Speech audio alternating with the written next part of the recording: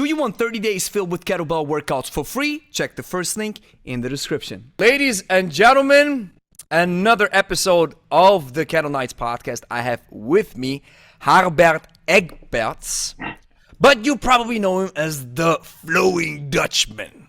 A heavyweight when it comes to maces, clubbells and stuff. And I'm highly looking forward to learn a lot from this man. So Harbert, welcome to the podcast.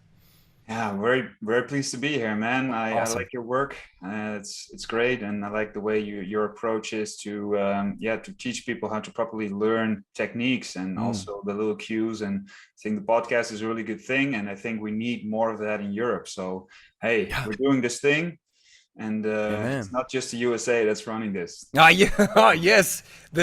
Our American go. friends have to be aware that something's cooking in Europe. So you better watch out, bros. Awesome. Yeah. So for those of you who are watching, please show us that shirt again, man. Look at that Win shirt. anything, anywhere. I like this, man. It's an awesome shirt. For those of you who are listening, you got to watch it. Check out the YouTube channel, the Kettle Nights podcast, so then you can watch and see this awesome shirt. So let's get started, man. Hey, your backstory with maces. You've traveled to India. You're a heavyweight in this game. Let us know. Where's your starting point? How Yeah, did it all got started? Yeah, so that's a good question. Of course, it started when I was here, made on this earth, you know. Yeah, exactly. Yeah, that's when everything So, started. Yeah. how far are we going back, you know? That's a great question. No, I would say that my life turned around when I was 21, so that's more than 8 years ago now. And that turned around pretty big when everything in my life was not going that well. Like I wasn't. I always said that I was kind of like a diesel train just pushing through. So I did, I went to the highest education, then did university. And, it was something, all my friends were doing that and my family did that. So it was kind of expected. And then I also kind of thought that, okay, I got to do this. And this is the way to earn money. This is the way to, to make it. Otherwise, oh, help, what I'm going to do else, Mm-hmm. So the idea of being a fitness coach was at that point was like, okay, that's definitely not something for me, just out of that perspective. And I would say that a lot of things were not, they weren't as bright as they are at the moment. So I did not have a job, and I was scared that I didn't have the skills to do a job, and I didn't like my studies, and I still had to do a few more of those, and I was kind of insecure about my friends at the time when I just moved to Amsterdam. There was just a lot of things that were not. I was getting stuck, and every year it got a little bit worse, especially during the winter. And then when like everything kind of pulled together to one point, my girlfriend at the time, she said, hey, it's over. And that was kind of the last thing that I was holding on to, and that kind of got me into a really deep hole. So she broke up with you. Right? She did, yeah, Right, because okay. I was leaning more into it to her, because like everything was not like feeling good. So I was like, getting like almost like a motherly attention from her, trying to get that, like, oh no, I'm not sure what I'm gonna do, and the world is so, this very living this kind of victim mode where like everything is happening to me, and the world is kind of like throwing this garbage to me. Isn't it funny? Isn't it funny that now you can look back and kind of like smile to a certain extent? Make weird, funny faces. Back then, I was like, oh no! But back then, it was like hell. And now you've come a little bit further. Now you look back, you're like, okay, wow, you can see things in a different light, right? And well, people can always give advice, but when you're actually down in the deep, no matter how spiritual high you are, you're still in the deep, So you gotta be able to push through, and it's great to look back and inspire others that are going through it. But still, if you're coming, I recently got out of a breakup again, and it was very tough, So it's things, tough. But it's these tough experiences that really are, if you use them as a womb, so you to dive deep into yourself as a womb, that you can come out of it with a bright light, because you have more, you actually have more knowledge of your inner self, where your trauma is, where your pain is, and knowing that will give you eventually a way to move through life in a more, well, in a way that you can actually be of service to others. Oh, amen, man. So yeah. So I'm diving deep here. Yeah, we're already getting started. Hey, you started, man. You Yeah, I started this. Love it, man. Open for this, most definitely. Yeah. So yeah, I would say that at that point I was going very deep, and I was watching YouTube already. Like, I was inspired by people like Elliot Hulse at the time. Oh yeah. So they were like, yeah, that was back then, Back man. in the It was day. 2012, 2013, yeah, something-ish, right? Yeah, that was it. Yeah. Elliot was big, yeah. Yeah, I was full on, man. And I just started to notice that I was firstly watching him because of the workouts, because I was actually a rower and trained people in rowing teams. And then I started to, Yeah. And so I was interested in training, because I always had some back issues. So somebody advised me to train my upper back. Well, as usually we only would row like 6-7 times a week. I would do one extra training where I actually do strength training for my back. And that training, that I got just very interested in technique wise, how to do that. So Elliot Hulse was like into strongman, but he was also talking about more spiritual stuff. So he had another channel as well. And somehow in that deep point, he also started to talk about relationships and how, you got to be equal, and you got to, just basic things that should not be dependent on each other, because then you pull each other down. You gotta help each other so that both can grow. And just these simple things started to well, they gave me some knowledge of something that I had no knowledge about. Like, nobody really told me how it was with relationships, how it was with connecting to other people, and how these things work. So it was kind of like a mentor figure for me at the time, and others as well. But through him and through some of the advice that I got through these online mentors, I was introduced to Alan Watts and to, people that were very influential for me, and that I could just listen for hours, because I was so interested in philosophy and just thinking about ideas. And that was around the same time that also started to appear, because my actual studies were business administration, and I got I did a minor philosophy because of one of the courses that we had to go through in business administration was for philosophy of economics, and it was actually kind of against economics, because it was at the time that was when the depression hit. So it was kind of, and suddenly it made sense, like, because there was always one figure in all of the mathematics that we had to do that was kind of like random. So it was never really fixed. So something in me was always like, what are we really doing here? And so that kind of triggered me, and then I got interested in all these ideas and just kept on, reading, listening. And then I did a minor in that philosophy part. And at the same time, I was kind of like going more into coaching and strength training as well. And then I kind of free ride it. So I did like a bit work in, what's the name again in English? So service work, where you work at a restaurant, for example, as a bartender or and at the same time started traveling a bit on my own. So that was like the first peak experience of me actually going out to do like difficult things that will also come out of that, that womb that I was talking about earlier, just as a way to like challenge me. Like, okay, I go to Bangkok, I have no plans, I have no friends there, and just go. And then come back and be like, whoa, this was the best trip ever, like, so many good friends. And those things were, and going in the ice and do all the breathing, meditation, like all these things started to happen at the same time. And I was just I just could not stop talking about that.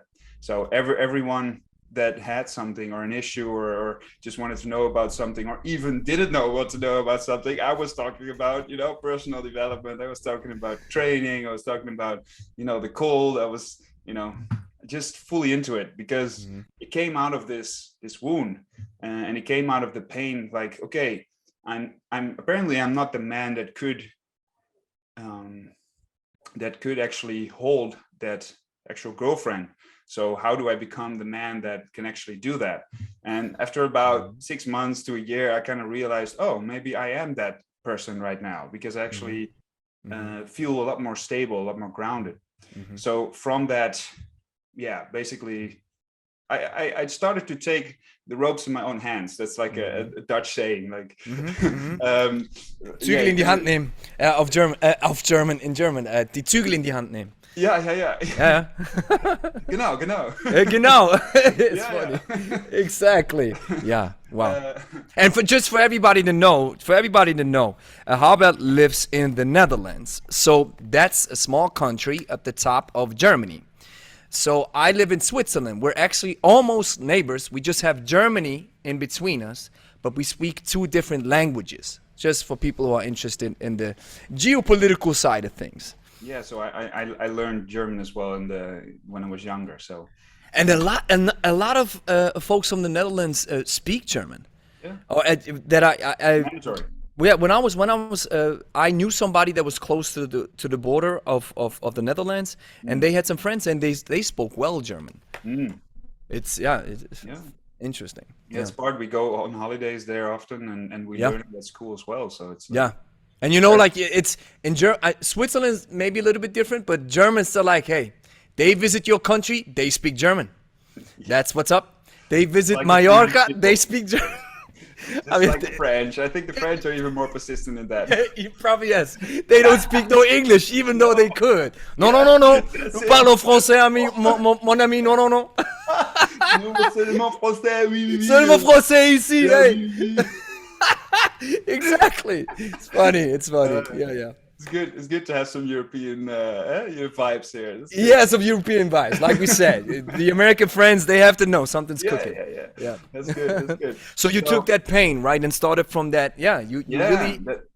I started to do a lot of self-exploration, a lot of deep dive. I started to do like 1 hour meditations every day. Just like I took all the things that I could get my hands on, like everything that was out there, using YouTube as a way to see all these people and start to learn about it was very easy. So I'm kind of like this kid that started to learn from that when that internet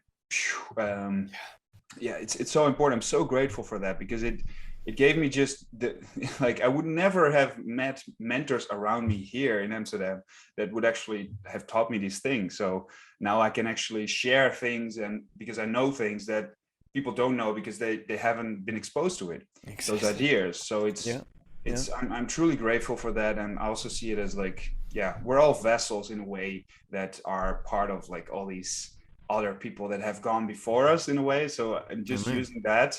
Just like what Newton, I think it was Newton who said this. He said, the reason why I can see so far is because I stand on the shoulder of giants.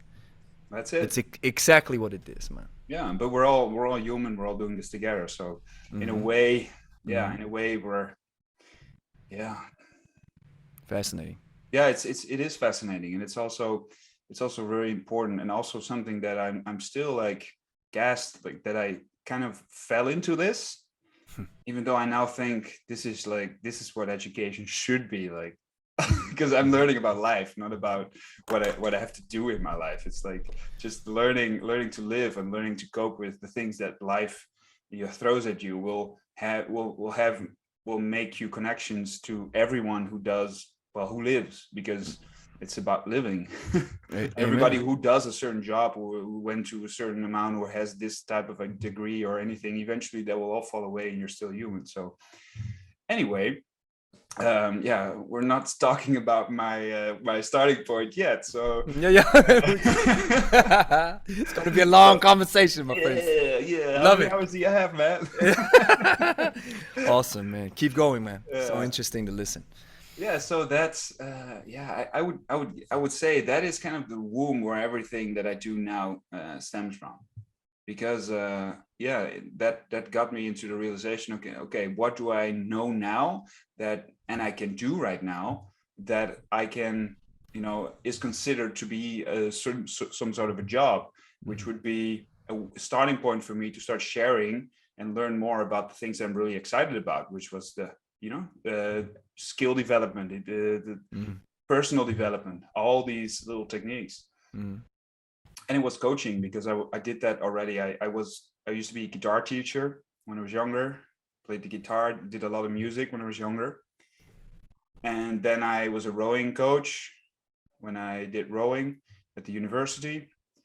So it was kind of, for me, it was kind of like, okay, I can Something teach. in the DNA, right? Already. Well, Yeah. I can teach because Yeah. it's like Yeah. my father is actually a pastor and my mother is like a teacher at school. So so it was kind of like a thing that I kind of knew, like, okay, this is something that I can do. I can actually talk. I can help people go through little steps. So starting with the physical was the most apparent to me at the time. So I bought this card that I could, this wheel card that I could put behind my bicycle, because we have a lot of bicycles here in the Netherlands, and just started training people from that card. So I had like a kettlebell in there, I had a Bose ball, a rib trainer, the Mace eventually also got in there, the Clubbell, like the mobile teacher, right? Driving around and on a teaching bicycle, people where they at. Yeah. Ha! That's Awesome, it. man. Yeah, that's how it Awesome. started. And then I thought like, I started the company in 2017 at the time. So I was like, okay, now I got to have Instagram as well, which I was kind of like moving away from the social media at the time, because that was also part of like, I didn't watch the news, I didn't watch television. So it was kind of like natural for me. The next progression was no social media at all. But yeah, then I started the company. I was like, oh man, You now I need gotta it. have Instagram. But hey, Well, I'm so on the same page with you on this. I detest social. Not out. That's a too strong of a word. But I think the creators of these apps recently shared. I don't think that's not too long ago, but they shared. We've created a monster with Instagram and social media, and they keep perpetuating this idea of having people lose their self-respect, their self-worth with these filters, and how it really goes at especially the younger generation. You know how we are older folks are already attached to the screen, and the kids are even more. So I'm on that same page. Moving away from social media is actually a good thing. And I recently shared this with Angie. I told her, I said, you know what? If I didn't need it, I would delete everything. Because as a business owner, yes, I do understand it, and it serves most definitely value. But on a personal level, no.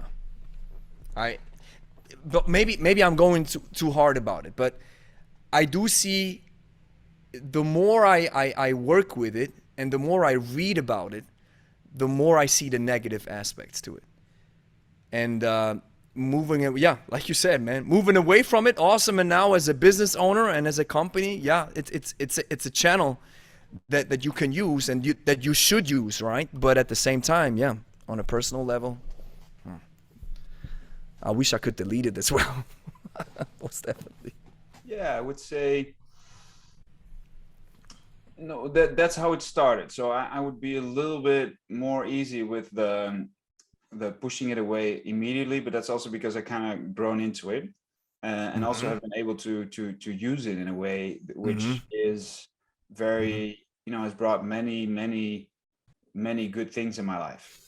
Not just on a You're right. not just on a like financial or skill based way, but just in a way that when you actually, and this is funny, the first time I went to the US, so I was kind of like moving into this sphere of the online Mace world. Like it was kind of like this thing. There was one guy in the Netherlands, there was one guy in the UK, there was one in Italy, there was a few people in the US. It was kind of like we built this thing together, right? We inspire each other and then create new movements together. So it was like this very tight community online. So it was a lot of fun, especially especially at the beginning. It was like, we didn't know, so we inspired each other. So that was like the beginning stages of it. So when I went to the US to do a few certifications there 4 years ago, in 2018, I went to Leo Savage, I went to On It, I went to Leo Savage, to Rick Brown as well. That's him. That's the Mr. Maceman, right? Yeah.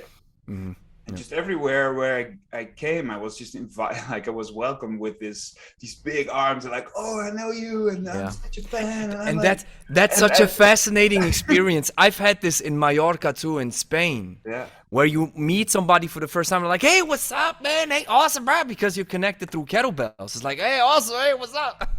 yeah, but it was Yes. more because they Yes. they were like fans, so it was like it was Even strange next because level. Yeah. yeah, they were like, oh, my daughter is a fan of you, and I was like, damn, what? Yeah. That's like that's okay, that's on a but you don't get that information when you're here on your own in the Netherlands. You're right. And that was kind of that bridge that was like exploring that. Once you go into it and you start to meet people, it's like wham, and they open their heart to you like Oh, instantly. amen. They give you a hug, and they welcome you, they show you the best restaurants, they show you their places, which is like my way of traveling, to go to the actual people, not towards the touristic areas and all the supposed to be beautiful buildings and stuff. um so it was kind of like opening up this world for me in a way that I could have never imagined. So yeah, I'm very, very grateful and thankful for that. Yeah, the fact that I was able to expose myself on these platforms and be of value to people and of service, and it just keeps on giving in that way. And sure, I am the reason that I probably should not be on them is because I as well am pretty, I'm pretty sensitive to them, so I get drawn to them pretty easily, and I'm like, oh, likes, yeah, and all these It's what we are. I mean, and on YouTube, I think on YouTube I can relate to this 100%, especially on YouTube. When you check your analytics on a daily basis or on an hourly basis, what was the last video like? Oh, it's 10 out of 10. It's the last place. Oh, you did something wrong. Then you watch all these videos like, oh, you got to make a better thumbnail. You got to make it better this, better that. And it fills you and draws you into this void where you're trying to chase the algorithm, and then you start to lose the actual reasoning on why you're doing this. It's it's so easy to get sucked into this, but at the same time, I love how you share this. It's the way how you can communicate with people from around the world. This podcast right here is an example of this. I'm talking to people from Russia, from the United States, from South America, from Argentina, from now Netherlands, Germany, everybody. And this is such an enlightening experience. So there's pros and cons, right? yeah, so life is always about balance. The moment Amen. you lead your social media, there will also be an opportunity for you to find balance again, because you're probably leaning too much towards something else, which you like to do too much of. So it's always, there's always this trying to find this balance. But yeah, the social media platforms, they really try to get your attention. So it's Yeah, it's a they do continuous everything journey they for can. me to like not wake up with my phone and not go to bed with my phone. That is like, okay, that's in the moment. And I'm always like, with these things, I always want to be in control of the things that I do, and never let the other thing be in control of me. Like, for example, people that smoke, it's like this thing just lives them. It's like it's a trigger, and it just and you're doing it, and all of a sudden you're like, oh yeah, I'm doing it, and you're saying like, oh yeah, I smoke a pack a day, but actually you do that like every time it Yeah, happens. like It's a like robot. 40 Yeah, a day. It's like, yeah, wow, yeah, that's something that yeah. you don't like the smell, you don't like but you're still doing it. So, and the same thing with the mobile phone, not every time you pick it up, it's like this thing that you want to do. So yeah, Amen. it's Yeah, about finding that balance, and they're trying to make it worse for you, because they get more money if you pay more attention and spend exactly. more time on them. So They reel you yeah, in like a fish. yeah, Yeah, it's. yeah, it's this pros and cons. And I think in real business life that is without social media, there's also all these issues that you have with coworkers, and people that have these bad environments on their job, and it's the same thing, and you can also get too much into that as well. So yeah, there's always ways that you can go to the extreme with negativity, and not be focused on the present, which is eventually what life is about. Amen. Man, I can hear your dad's a preacher. That's awesome. That's great. That's actually funny. Anyway, that's I great. taught a certification, Mace instructor certification this weekend, and I there's this beautiful gym in Zevenaar, which is like close to Germany, and we've been using that for the last couple of workshops and also the certification. And there's like this picture that I recently posted, which is like I'm explaining something, and there's this Jesus figure behind me. And See? so I sent it to my dad. I was like, hey, Hey, following your footsteps, Dad. walking your footsteps in kind of not really the same way, but kind of like Kind of like, hey man, it still. feels, it feels familiar because I went to the church so much when I was younger. So Yeah, yeah, it's it's interesting how awesome. things go. Yes. So, explain to me what happened and why the Mace? Why Clubbells? Where did this point of your life where like the Mace took over and you were like, hey, I'm into training, I'm into coaching, but not the typical bodybuilding type style, not rowing. You've mentioned that I don't know if you abandoned this type of training, but why the Mace? What happened? Yeah, well, your rowing was more linked to the fact that I was actually a student. So I was there at it was like a student organization. So and the moment I stopped, I finished the studies. I kind of had to go away from that life as well, and I stopped rowing. So kind of like, yeah, I didn't really particularly would go spend more time there at the time because, yeah, it was fun, but it's not my complete thing that I want to just dive into.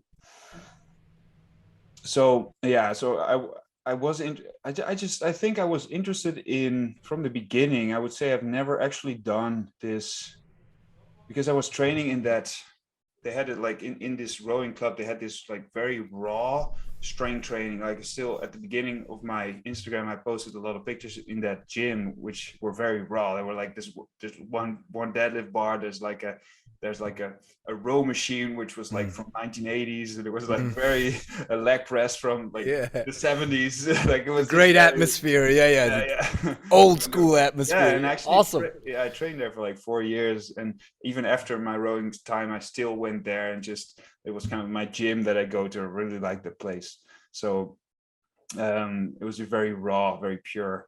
But I was never, I would say, I'm never really into just machines and statically doing things. So from the start, I was like doing deadlifts and squats, and I was like so focused on the minute technical things with the because I was like my back, I had some trouble with that. So I was kind of like focused on my posture from the start. So it was like, okay, how do I do things that actually improve my posture? How do I do things that actually make me move better? So that was like the that was the reason that I got more into, through YouTube as well, inspiration for all the, more functional type of training from the kettlebell, eventually got into the Clubbell. From the Clubbell, I saw people working with the Mace. So then there was a Dutch company which actually sells them, LifeMax, and I ordered one, which is still one of the favorites that I have. They changed the model, but the old one I still have. It's all rusty and stuff, but Awesome. yeah, I ordered them. I ordered an 11 kilo and a 4, and then they mentioned, "Hey, we don't have the 11, but the 4 is coming." So I was like, "That's way too light, I'll use that for I'll use that for the group classes." And I remember having that Mace come in, and I had a big clubbell because I actually bought a clubbell 15 kilograms at first. Yeah, but I That's was heavy. actually able to swing it. Yeah, Wow. I think I have some kind of talent for this. I'm not sure how you would say. Yeah, just the coordination and the motor control, motor planning was there to be able to lift it properly, and to also do like 360s with that club bell. Wow. But yeah, that's not for everybody. So I would never suggest getting that heavy at That's first. heavy. That yeah, Yeah, 15 kg. Wow, that's really heavy. yeah, Yeah. it's heavy. Yeah, yeah, It's when you think I have fours. I have 4 kilogram club bells, and when you think at these numbers, you're like, come on. And then you pick them up and you start doing the cast or whatever the exercise is called. yeah, yeah. Not as familiar with the names, and then it's like, ooh, wow, and that can really mess up your shoulder if you're not careful with it. So yeah. Yeah, no, that was definitely heavy, and I was like, yeah, I should get a lighter one as well because this is like, if just a few minutes and my forearms are like gone, so it's like it's not Yes. really beneficial. And the one-handed stuff is definitely not something that I wanted to do at that point. So yeah, when I got the Mace, I remember here in the living room, and I just at the first swing, it was like this exhilarating feeling of just, whew, it just felt so good, It's just like the clubbell, even the clubbell that I had is quite small, so all the weight was in the handle. So it was kind of like I don't like I don't like these clubbells at all that have so much weight in the handle, because the more weight is at the end, the more you have this Displacement, yeah. this momentum, this pendulum. And that feeling was just like, I was addicted from the first moment that I did that. Just that feeling of like, Wow. and it just quieted my mind at the time. Well, still does, but just just the feeling of that. And that's something that you don't get when you do a deadlift, because you always have to be in control. You're always like forcing the weight. You're always statically holding it. You never actually have to let that yin part, where you actually like let the weight do his thing. And that which you also have to learn when you do kettlebells. Like you're in contact and in connection with the tool, so you make it an extension of your body, and you have to listen to what the tool can offer for you. And then with that connection, you're able to like play with the balance between control and momentum, the yin and the yang. And that play is just like, it's just addictive. And you know what? We know what's so interesting now that you're mentioning it. We've created, or we've manufactured our own kettlebells now, and we got them like a couple of weeks ago. And hollow core competition kettlebells, right? Where you have one solid cast that is the weight, so no filling, no nothing. So I thought about it. I was like, because I used to lift for a long time now the normal kettlebells, which are filled, right? And they sometimes break inside when you use them for a long time. Almost all of our kettlebells are rattling now, the filled ones, which can be a little bit disturbing or distracting. But I've realized when I started swinging, and I've heard this, people share this with me, they're like, hey, hollow cores, they feel different. So I started swinging with them, and they do feel different. So I went down the rabbit hole, because we want to sell them. We sell a couple of these in the coming months. And I went down the rabbit hole. And now that you are mentioning what you're saying, it just goes, it matches perfectly with the rabbit hole that I'm digging myself into. I call it superflow. So when you start swinging, snatching, and cleaning with a competition kettlebell, the weight displacement is different, because the weight displacement is proximal to the handle, so closer to the handle. So what does this mean when I swing it, clean it, and snatch it? So as soon as the kettlebell lands in the backswing, the weight is closer to my center of mass. That makes it feel way better. So I'm calling this now superflow. And as I was doing some research, I found a flow state researcher. His name is Stephen Kotler, I think. Yeah. And he mentions this flow state. And I think that's exactly what you're describing. It's the deadlift is very, it's still a dynamic exercise where a lot of your body is working, but you never achieve any kind of flow state. It's always like you are battling the weight, because it's so, especially when you move up the numbers, it becomes a battle between you and the barbell or the weight. And can I interrupt you for a second there, because you're talking Flowing Dutchman here? Hey, no, just keep going. No, there's actually two ways you can achieve in training the flow state, and this is one through weight. It's like because it requires so much focus that you actually, like, the flow state is eventually is just hyper focus, right? You're just there with what you're doing. So weight can trigger that if it's like enough, if it's like fully engaging you, so that you're not like thinking about your phone and thinking about what you gotta do, like, or have for breakfast. It can trigger that flow state as well, but it can also be triggered by skill. So the moment you're like pushing your skill in a way, that is also a way to get into that flow state.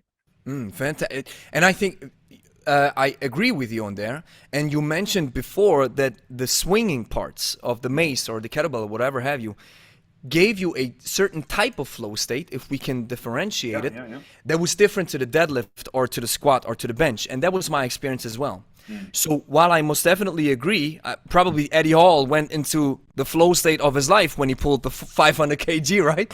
I think it went a Where little further he, than just the flow state. yeah, yeah, he always been blind and deaf and stuff, Yeah, as far as I heard it. I think he kind of got out of his body at that point. Yeah, he There probably was left his nobody. body. There was So it's nobody there to be really in the flow state exactly, anymore. it's a spectral state somehow, probably. And still the swinging, the moving with the kettlebell creates, let's just settle at this, it creates a different type of flow state, which I have realized as well. It's, I got addicted to swinging, and I still love bench pressing heavy, but it doesn't give me the same feeling like snatching or cleaning or jerking. And I think it's probably similar to what you're describing with the mace. It's part of like the actual floating movement, and then it's also because you're swinging it, so you're kind of letting go, but the weight is actually heavy. It demands quite a bit more attention. So the skill part is always more engaged than with the, if you do a row on a machine, like you learn first to stabilize the body and then pull only from the lats. Now, when you know that, the skill is kind of out of the game. So the only thing you still have is the weight. To get you like really in focus. So that's why I see so many people on their phone in between sets and stuff, because they're like they don't really have to be engaged anymore in what they're doing. They're just doing it because it's good for them, because they think it's good for them, but they're not really in their body when they're actually doing it. And whenever you have swinging tools and swinging motions, you have to, when that mace is swinging behind your back, it's like, if you're not paying attention to where it actually will end up, either your lamp is going to get hurt, or your body's going to get hurt, or your swing is not going to be proper. So there's just more skill development required for these tools. And I think that's the same with the kettlebell, because doing snatches like a 360, this is not something you learn from the first point, right? Exactly. Just once, because you're combining that. Yeah, you have to use. Well, you're always having something in your hands. I think that is something what makes it very difficult, because if you compare it to rowing as well, you're pushing with your legs, but you're actually holding the handle in your hand. So you got to transfer the strength output to your hands. Now the same thing goes when you're swinging. You got to stabilize from the feet up to be able to actually hold and stabilize and be able to distribute the weight distribution. Amen. In the center of your body. Amen. And you have to learn to transfer the energy from your legs into your arms. That's something that I love about jerking, or the jerk with kettlebells, for example, where you have to understand how to really, this idea of triple extension, really understanding how to maximize the power that's coming from your legs, move it up into your arms, and then let your arms do probably maybe 20% of the job in the top fixation, but work with it's just completely different. And I love how you describe it. It's like, hey, either weight can give you this type of flow state, or skill, or maybe even combined. That's something that I felt when I'm snatching a 32 kg with my body weight, which then it feels like, it's so crazy when I think about the Russians, how they snatch these things. It's like it's next level stuff. And still, I've experienced with a hollow core kettlebell, a snatch with a 32 feels way better. It's just a different ball game. And I think that's what you only feel it if you have been working intensively and for longer sets and for a longer time with kettlebells, the field ones, and then you switch to a hollow core, you'll feel the difference. It is this just is actually plain something awesome. I discovered a few years ago about the mace as well. So here you have like a one with a wooden handle, which is different than a metal handle. So the weight is more to the end. Now that means the actual weight distribution is kind of like here, very close to the globe. Now, if you would compare this to a steel version, the weight distribution would be here with the same weight. Okay, so the center of mass. So it actually swings differently if you hold it at the top and swing behind the shoulder. So what the companies do with maces is they only increase the weight of the globe. So they keep the handle the same. And this actually makes the flow movement with a mace more difficult once you go up in weight for a regular mace, because the weight distribution radically changes. And because that changes, it means you can do different movements with it. So for example, if you compare to a gadag, which is like found in Varanasi in India, they have a bamboo handle and a stone at the end. So you can imagine that bamboo handle being longer than this mace that I just showed you. Being of bamboo weighs nothing, Mm-hmm. and the stone is all the way at the end. And it's longer. So that means there's way more pendulum. So it kind of feels like a Cadillac when you're swinging it.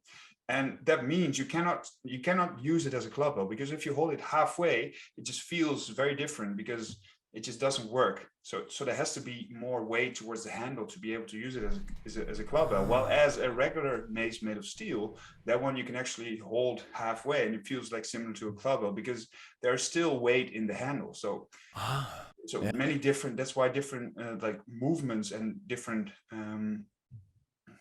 types of using a mace are also based on different types of maces, which is interesting.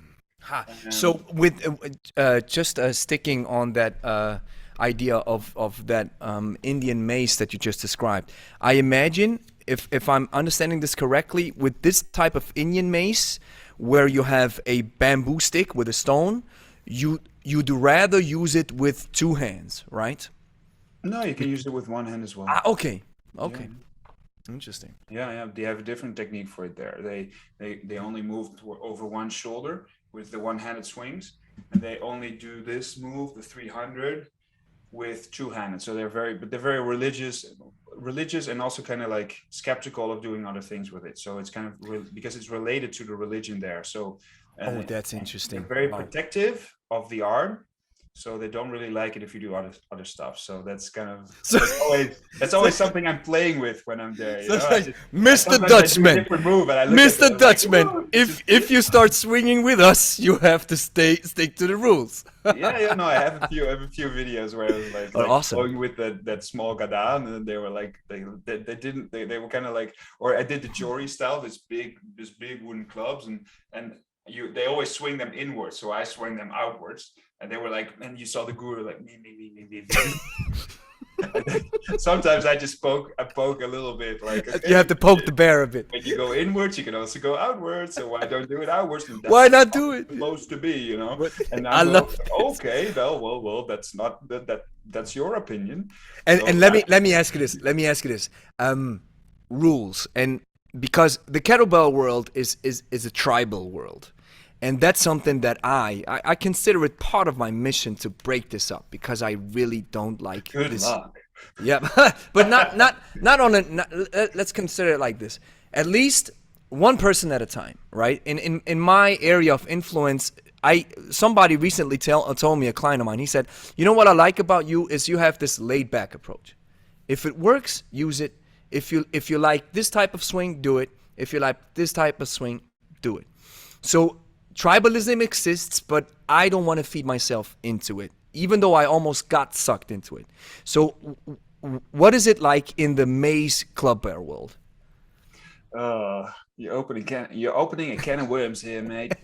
Hey, what do we got to do with this? Hey, stepping on some hot coals here. Pandora's box, maybe.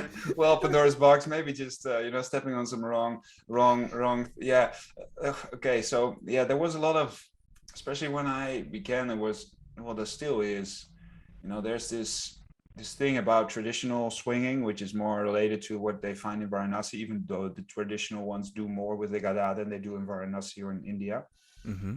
And then there's flow, and there's kind of like this idea that people that flow don't do the heavy stuff, and people that do the heavy stuff, they reject the flow. For me, it's kind of like one is focused on the weight and one is focused on the skill. That is for me, that is how I like to see it. So I combine both things. I think I found, like, in my method, in my Dutch flow method, I've combined both. So people that become a Mace instructor through me, through Dutch Flow Academy, they will learn all the movements. So they will be skilled at the heavy stuff, so that they can actually move up in weight. That's part of the test that they had to go through as well. And they learn how to create, and not just to create, also to freestyle eventually with that creation of the movements that we learn. But eventually all the movements that you learn freestyle or do connect together, eventually you can break them all down, dissect them into different movements. And those different movements you can do repetitively.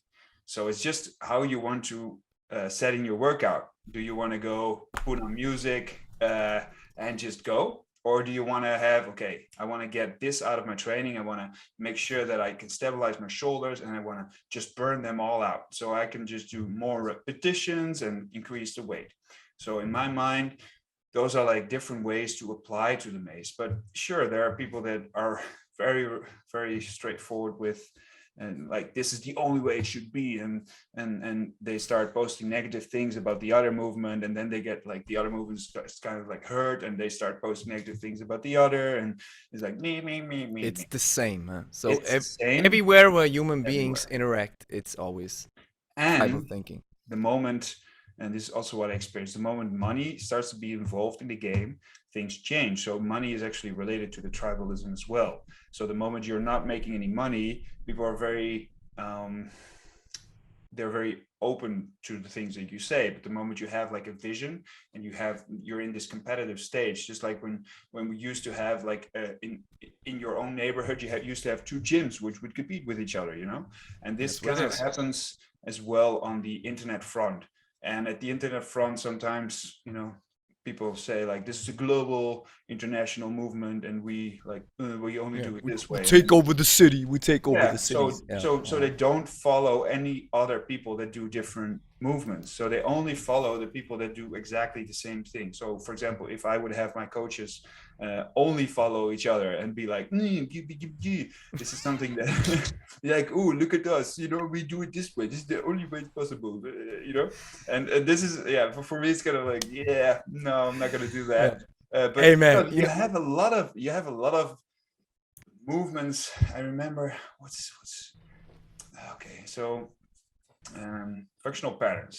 This is opening a little can of worms, but yeah, I see it on your face as well. But the way they approached it, and they were like so in, like the people that were involved were like totally enthusiastic. But the moment you said something about them, it was like wham! You just got all over. Yeah, you just got sliced and like humiliated, and it's like, yeah, exactly. yeah, that is kind of the extreme into Exactly. that. Yeah, and it works on one way because you get people very involved. You make sure that people come to Exactly. the next workshop. You make sure that people come to the next certification, because Exactly. the more they invest in that mindset, the more they have to invest literally to be part of that community. Because otherwise, if they won't, you're out of this community. And if you're out of that community, then you feel alone again. And that's the thing that we don't want. So we don't You want want to to be belong alone. to the tribe, We right? want to be belong. So that works. You're so, you're It so you're works. It works. 100% on spot. It's a similar. I mean, you've mentioned functional patterns. I think a couple of people that I've talked to had interactions with Naudi. I had them as well on YouTube. Sure. Yeah, and it's always, everybody's a bit like, I don't know. So Oh, I'm I back. I I don't want to hit any negative like vibes from just. yeah, It's yeah, just yeah. like, No, I've never spoken to him in that way, but it's just kind of it's like just, what I you know, heard from other people as well. So it's kind of like this. but you know what, Harbert? There's one thing that we have to mention, and that is, I'm not trying to, no, not even want to use the word try. I am not disrespectful towards functional patterns. I just observe and I state. So I see what they do, and I state what they do. That's the impression that I'm getting. I'm always open to revise my impression if I see things differently. I give you a great example. What you just mentioned is just a monstrous, powerful marketing tactic. If you claim yourself as the authority and you say that's how it's supposed to be done, we are the chiefs in here, so everybody's supposed to follow us. This creates this herd mentality, tribalism mentality, so people follow you and exactly what you say. Every workshop that you do, they have to visit it. Yes. This was similar to what Pavel did in 2000s with John Duquesne. And John Duquesne, the guy from Dagendorf, who I have had a conversation with, he told me this. He said we wanted to be the authority. We created our own kettlebell. We didn't use hollow cores. We didn't use the Poots, the Russian ones. We created our own because we wanted to become the authority here. So the way we said it, that's how it's supposed to be done. I understand it from a marketing perspective to a certain extent, yet at the same time, being open is something that is, it just expands your horizon. I love how you describe it. You say heavy versus flow, and you say, man, it's skill versus weight. And when you have hardstyle versus sport or soft or whatever you want to call it in kettlebells, I love this description that I got from Sean Mosen. He said, listen, when you pick up a kettlebell, you either engage into high tension or high volume. That's the intent matters. That dictates how you move. Exactly the same how you put it. Do I want to work with the skill?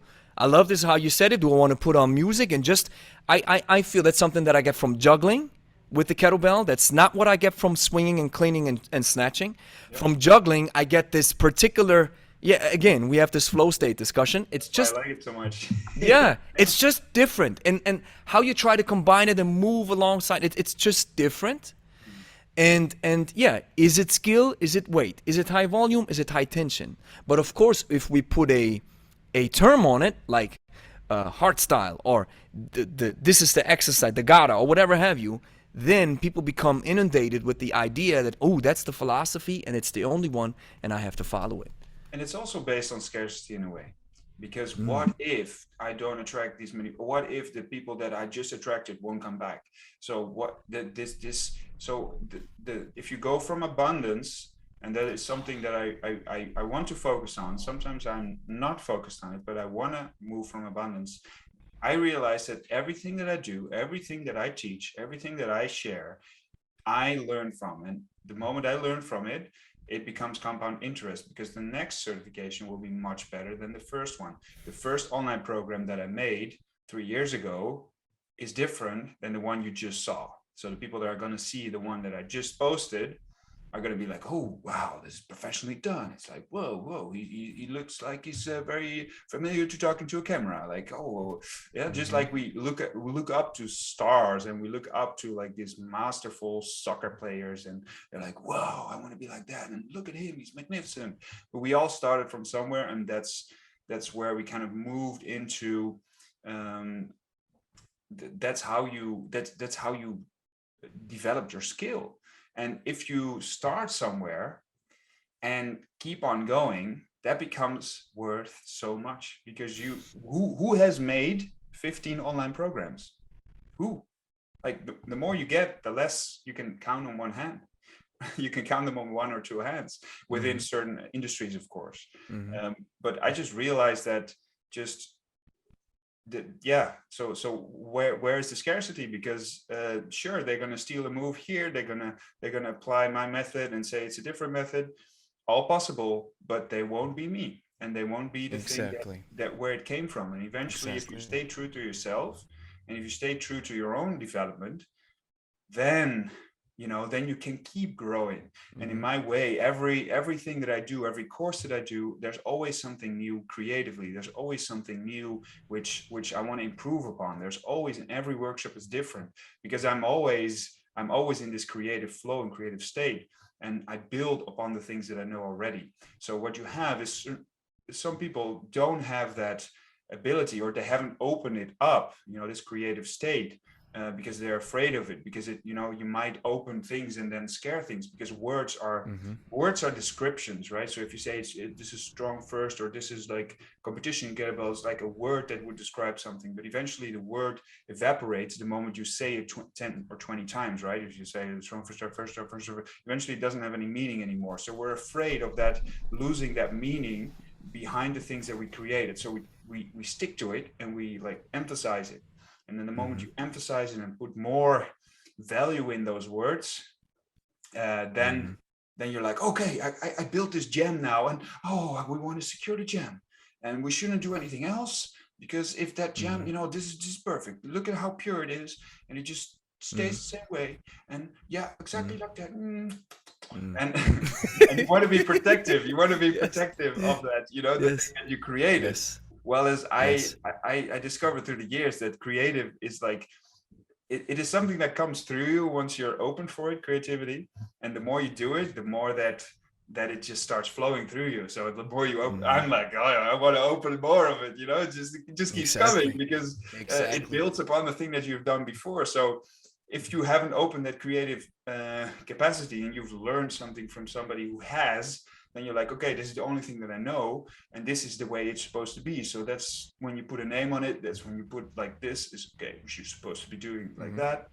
I would always encourage, and I'm encouraging my instructors, my students, everyone to be like, okay, you know this, you know that, and then you can start creating on your own. Then you can Exactly. start that in your way to be able to, to start really opening up that creative spark, because that is so valuable. You can take it to anywhere in life. You never have to be afraid that you won't be able to make it, because in every situation you can use that creative capacity. People love creative capacity. And man, I love what you just said there about the creative capacity. And there's nothing wrong with channeling your creative capacity and creating something out of it and putting a name on it. It's totally fine. Not at all. It's totally fine. I think the problem or trouble starts brewing when we think that that's the way it's supposed to be done, and we put a period behind it. That kind of like implies to me that you are not willing to stay open-minded and learn more about the craft. Because I love what you just said there about the you get better on camera, you get better with filming, you get better with the content. And same here. I've created a course. My first course was in 2020 when pandemic hit. So my first course was in German. Now that I look back, I look at it, it's like, it's good stuff. But if I compare it with my stuff now, there's more layers on it, more layers on top. And funny thing, I might even see things a little bit different now. So somebody, ooh, right? It's like, ooh, you really might have been wrong. Yeah, I might have been wrong. Recently, somebody said this on my YouTube channel. It's like, hey, but with this one video, you're exactly advocating what you told us a couple of years ago that we shouldn't do. And then I'm like, yeah, I've learned some things along the way. And since I'm documenting everything and putting everything on video, you are the ones to visualize it and to witness it. I am not perfect, and I will continue learning. And I will say stuff now that I'll probably see a little bit different down the line. So being open to this type of criticism and realizing that you're not infallible and that you're not flawless, I think that's the beauty of it. And this is where creativity flows, because you're operating from a standpoint of not being defensive. Like, oh, I said this. Yeah, I know. Oh, it was wrong back then. Yeah, but back then, it's still true. But no, man, I said that was wrong. Yeah, now I realize it. It's still for everybody up to see. Totally fine. Who cares? Nobody. Because we are all on this continuous journey of development, right? We're doing as humans as well, Exactly. The moment you started, you started on this earth, or the you that you think that you are, at least, he couldn't talk, he couldn't walk, he couldn't crawl, Exactly. couldn't feed himself. So all those things you learn along the way. So it's this continuous. We change, right? Man, I just realized I had a conversation with, it's a little bit out of the discussion now, but I had a conversation with my dealer from the garage that I want to buy a car from, and I told him, I said, you know what? I realized that I just changed in a couple of months. It's this type of stuff that used to be very important in a car is not as important anymore. I used to love it back then. Now I'm like, I don't even use it. It's because we change. So if we slap, and that's the problem. The thing that you wanted to, where you didn't have interest in anymore. And I'm not saying I don't have interest, because that's it's my genetic predisposition as a I live in Switzerland, but my dad's from Serbia, and we're actually Romas, so these are gypsies, right? And so I don't know what it's like in the Netherlands, but here in Switzerland, our people, we call it what's the Dutch word for foreigner? Buitenlander.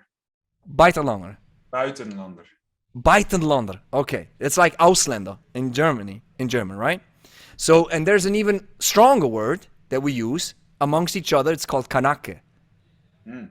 You don't know that word? It's kind of a slang word. It's actually, it has a little bit derogatory meaning to it, but not for us. It's like we call each other this. It's like it's our collective, right? I know. So we gravitate towards cars that pop and bang when you drive them. So I'm a BMW lover. I love these cars. So that with the car that I have right now, it used to make this pop, pop, pop, right? It was really loud and aggressive. Now that I've gotten a little bit older, I still like it, but I don't use it as much. So I'm like, hey, you know what? Let's grow up a little bit. Yeah, so that's what's up. But I love it, man. It's just being open-minded that enables you to stay creative and not getting too defensive on your own techniques, right? Or on your own stuff that you're producing, right? Yeah, but there's also this thing that not everybody has been able to capture that, creativity. So there will always be the front runners. There will always be the people that create things, and there will always be the people that eventually. That's like the difference between liberals and conservatives. It's like the people that are liberal, like they kind of build things and they kind of like they open things up, and then the conservatives kind of take over and then run the thing, right? So that's a great description, man. So it's like this is part. So I'm really interested in the whole creativity aspect, because I just through this whole Mace journey that I've been going on, I just opened up this creative capacity. I was like, damn, I'm actually pretty creative. I can build stuff out of nothing. I can create something and then let it be amazing, and open things up for people just by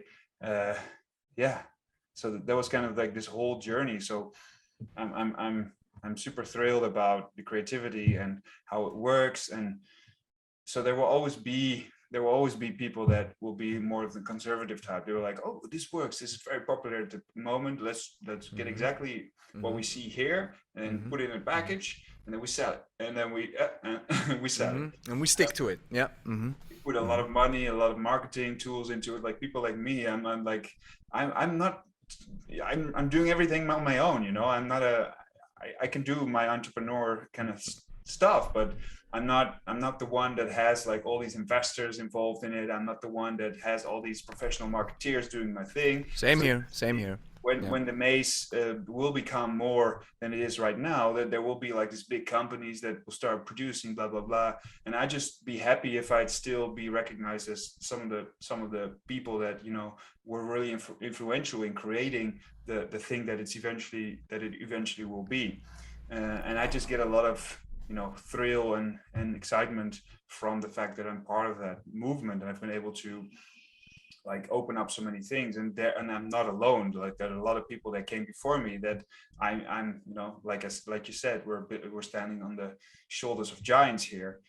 So yeah, especially in this day and age, to really start to start realizing that was possible, that it's really possible to create movement.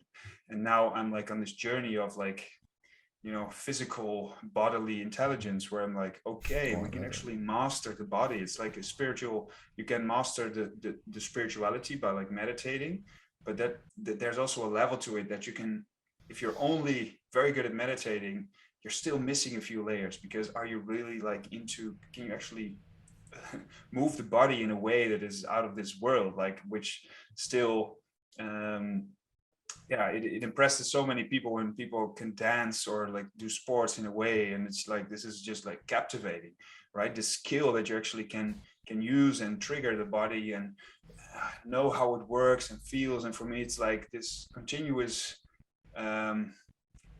getting into the body and knowing like what actually works and why does it function, like why do the lats have to be engaged, and what through a swing, when do you really use it, and when is it necessary, and when do you break havoc. And in that way, I also believe that you can do it with every tool, but eventually where we can find our common stance with all these different formats, with the Mace, with the kettlebell, with all these fitness things, is that we want to have safe movements. And if we can do that, however if you're more into skill, more into heavy club, I don't know, all these things, if we're creating safe movement, which is like founded on real technique, eventually that is where everything starts, technique. Right? So, and what's interesting now that you're mentioning it, what we teach ultimate beginners here. So we have people who never even touched weights per se, right? Or maybe went to a gym once and then didn't do anything again. So just recently, one of our clients, he said, you know, what's different? I just like this momentum thing with kettlebells. It's just different. It's not the static type. You mentioned there's the static type of moving. It demands attention. I liked it how you said it with the ballistic element, right? Demands your attention, but you also have to know, and I love it. I always quote Bruce Lee. You have to be like water. You have to understand when to contract, but you also have to understand when to relax. So, and you don't battle the kettlebell. You want to melt with it. So he shared this. He's like, man, I love this momentum thing.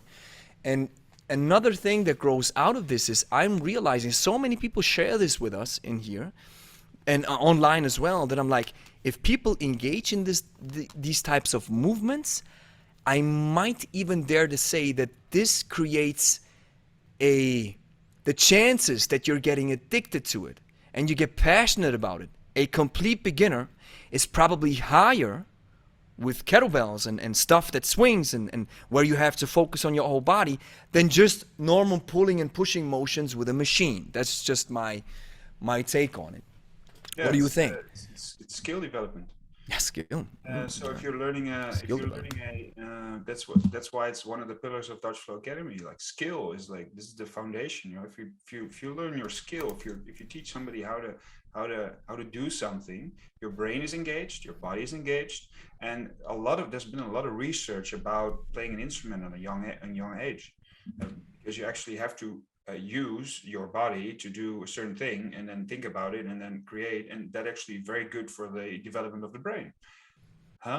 Okay, so learning a skill is actually very good for you. Okay, that's interesting. It's healthy. You also have, when you're older, a lot of evidence that once you're still actively with your head, and not just with your head, but the connection with your head and your body, you have less chances of getting dementia, because you're still creating new neural pathways and you're actually working on the brain muscle, so to speak. So we're actually connecting those two together. And I think clubs, kettlebells, and maces, they're like on the forefront of this part. It's like you learn how to move through a tool.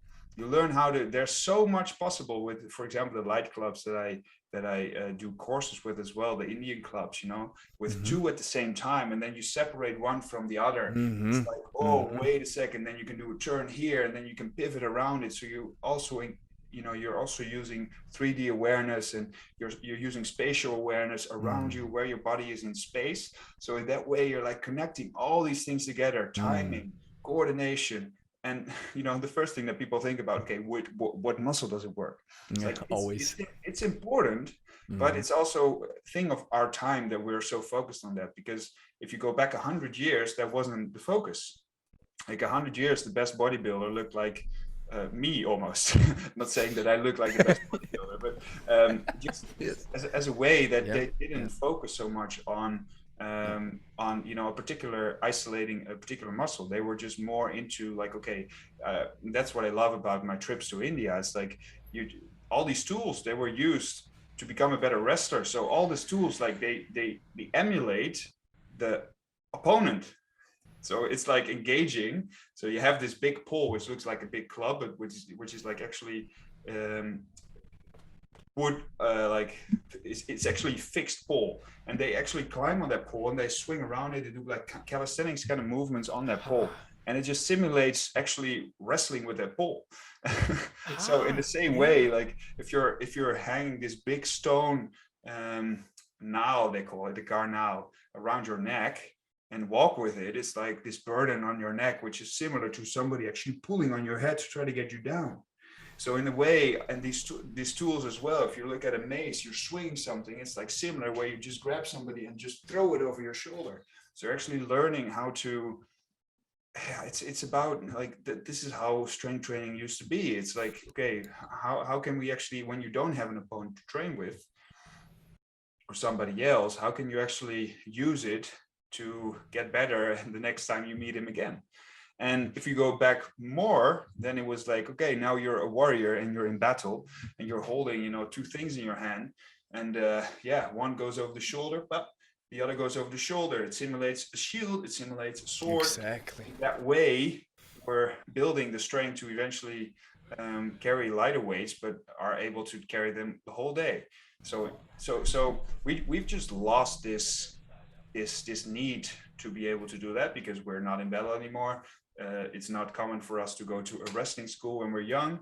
So yeah, a lot of the Hmm. necessity to Hmm. actually do this is gone. But now we have all these diseases which come because we're all only laying on our couch. So that is our motivator at the moment, Hmm. where we're like, okay, our posture is not that good. Okay, I'm a little bit overweight, and how do Let's we? watch some more Netflix. Let's go. That Let's is, yeah, go. yeah. We have all these Yeah. things that will guide you Hmm. away from, you know, the Hmm. your how your body is should be, like Yeah. how it should. From that primal state, right? We really moved away from this primal idea of how the human body actually works and how it's actually when you start exercising and or moving in general, how it's the best medication ever for your body because your body is designed to be moved in a certain way or in multiple ways. And Yeah, yeah, but we've lost that. would say they would probably not do those movements if they weren't wrestlers back in the day. So there's always this Motivation, right? there's yeah, but because there's always this Incentive. thing of making the past more glorious than it was.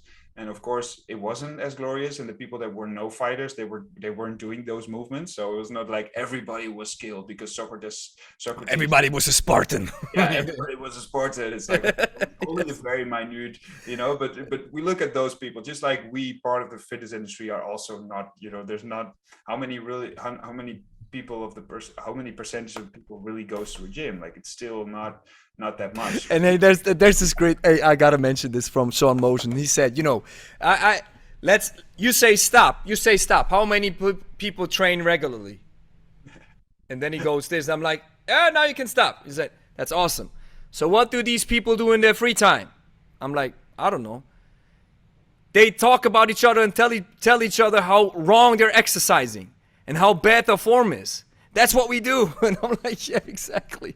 But it's such a small world, such a small community, and you sometimes get lured in thinking when you watch on social media and you subscribe to all these these folks, right? That everybody's fit, everybody's moving, everybody's. But I get where you're coming from, and it's interesting that you're mentioning that it was this idea in India to prepare folks for wrestling because studying some of the history of kettlebells in the beginning of the 20th century, where you had folks like Georg Hackenschmidt, Pete Ladzinski, some heavyweights in Europe.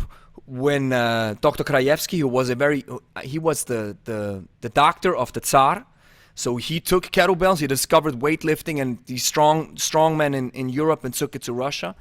These were all they called it Greco-Roman wrestling, and they were also using kettlebells and weights and stuff for wrestling.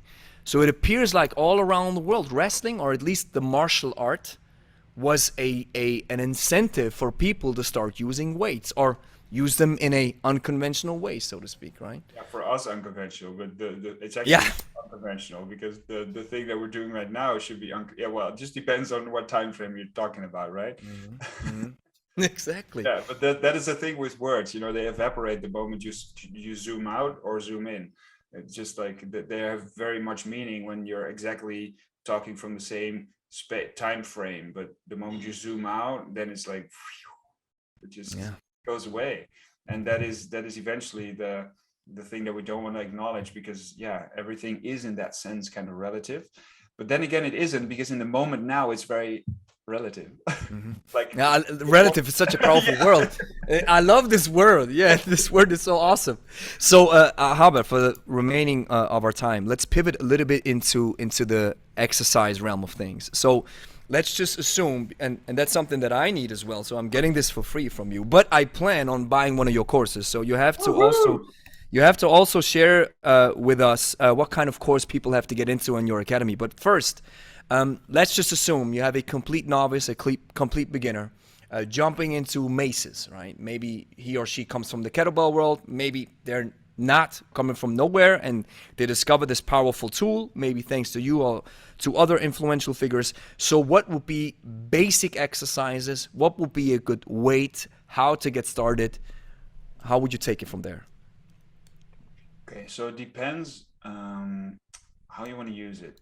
So in my method and the way I approach it, I see the mace in what it actually is unique in, which is creating momentum because the weight is far away. So I've kind of moved away from doing too many like static things as key drives to like use for a mace. Like for example, use a press statically and just tense up, because I feel like, yeah, you can do that with a barbell as well, and the mace wouldn't be like that much of a advantage compared to other tools. So it would depend if you're only having a mace and want to use it for like everything, or you use it as specifically for what it's unique in. Just like with the kettlebell, you know, you can use Exactly. yeah, you can use it for many things. So it would depend if you're like having the materials, you know, to do different things, or you're only having a mace, which in that sense, some more static movements would also be beneficial for the development of your body in what you want to achieve. So I would let them start, like in the courses as well, with a front 360, which is basically a front circle, which you create in front of the body with the mace, holding up your hands. And that front circle it emulates everything that a swing encapsulates. So it's like it has all the weight distribution, the timing, the momentum, the letting go, the pressing, the pulling. It has everything in itself to perfect a swing. And from there you can move towards behind the body, actually learning how to get there. And there are a few movements that I teach in the course as well, to actually to train these specific movements where you have to aim towards, for example, how low your hand should be and how you can actually feel where that should be. Because usually when people start training a mace, they tense up too much, because usually people come from a other training background where I always have to tense up. So the first thing that you have to do is kind of learn to let go. And when you learn to let go, you try to go back to, okay, the mace is 4 kilograms, make it 4 kilograms again. Don't make it 40, right? Because yeah, you know that with the kettlebell as well. If you try to make that 30 kilogram kettlebell 30 kilogram during a snatch, like doing it in slow motion, it will be a very very hard to do. Very very hard, and also not very good for your shoulder, because the moment it has speed like this, yeah, I wouldn't do that with 32 kilograms at all. And let me just ask a question there real quick. You're saying, I love this, learning to let go, something that kettlebell practitioners can relate to, and not making the weight heavier than it is. Yet, do you see value in certain situations where it makes sense to make the weight heavier as it is? Yeah, sure. Yeah, like I said, it would depend. With the static movements, for example? Yeah. It can be very beneficial, but it will deflect from you actually learning how to swing it. Skill versus weight, right? Here we go again. So if you focus on the presses and static, it won't help you with your swing, because you learn how to actually tense up, right? So it's kind of like this balance between, okay, what are is your goal to really start learning and perfect your swing, which will have a lot of benefits, or is your goal like to only, you know, build the muscle in a certain way, which is eventually, the more compound the movement gets, the less it is aimed towards, you know, growing a particular muscle. It will happen, but it's not the main goal, not the main focus, because the whole body needs to be engaged, which is eventually where you get the most benefit, because the muscle will eventually go away. Once you get 60, 50, you know, your muscle, your body won't hold so much muscle because it takes so much energy. So it needs more, you know. So when you're younger, we are more focused on that.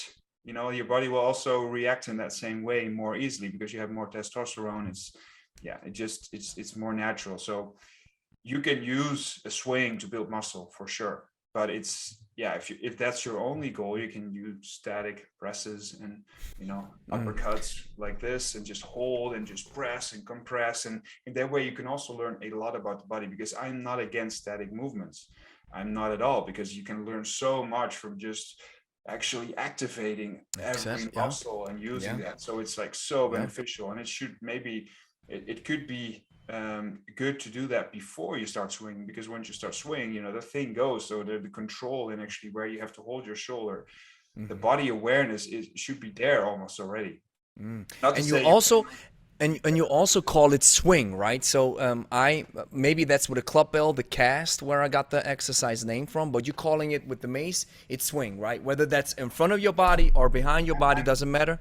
Yeah, I have Club Bell programs as well, but I'm not too familiar with the. I think that's from Tag Fit as well, like the cast and the. I'm not sure if that's like the swing or is it actually the static. Like I'm not too familiar with their vocabulary. Okay, okay. I use the vocabulary of the mace and apply it to like heavy clubs and wooden clubs and clubbells as well. Okay. So So we do that too. So we follow in your footsteps. So it's the swing, because that's something that's kind of like sometimes a little bit misleading, or not misleading, but for somebody who's outside of it, and see that's where proper terms and rules help. It's like, listen, this is called, you call it a front circle, yeah.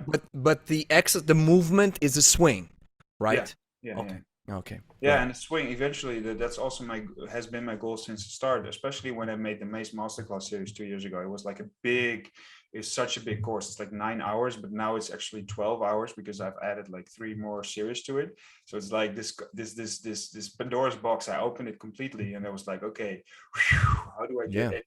Like, because there was so much possible. I was like, okay, how do I get structure out of this? What is the real core essence, what we're really talking about? And it has to do with these few things of actually holding it a certain way, holding it from different positions, and eventually you do the same swing, but then just using different metrics for that same swing. So you can always pull it back towards the basics, and the basics is actually that swing. You can use the front swing for that, or the back swing, which is like a 360.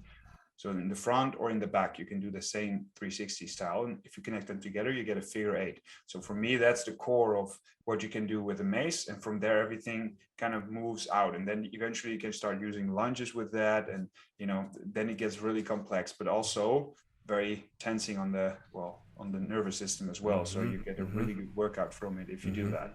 Awesome. But yeah, it all starts with skill. So I would advise everybody who starts, to really dive deep, to get either a coach to do an online course or to watch enough YouTube videos so you're actually getting an idea of how it should work, and then try to add weight.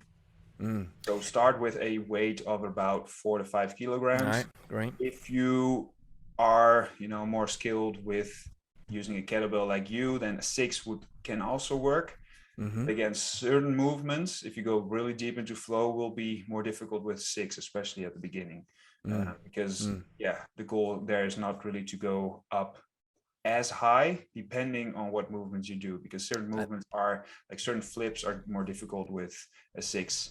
Okay. And what would be the, let's say, like, do you set a limit where you're like, listen, if you start swinging with the 20 kg and you're not a master instructor or whatever have you, it's probably not as beneficial? Or do you say, hey, listen, if you get more skilled, you just move up the weights and no rules apply? Or how do you see it? Yeah, well, who determines who's a master instructor?